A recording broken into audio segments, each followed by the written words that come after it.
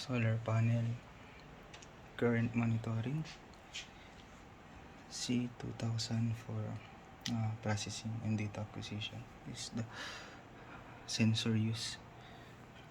So sensor, this is going to the solar panel, open, then one going to the MPPT evaluation module. This is for solar panel and this is for the battery. So this is the current monitoring in milliamperes.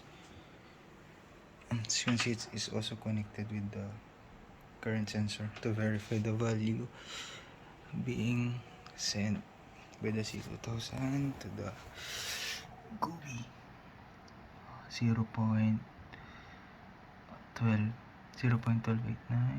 It varies in real time, depending on the reading of the current sensor, or being sent by the current sensor, verified by the multimeter.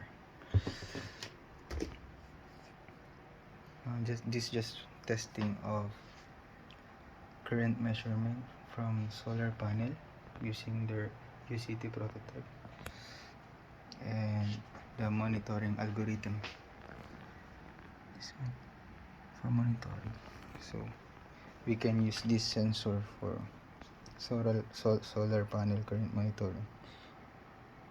Yes.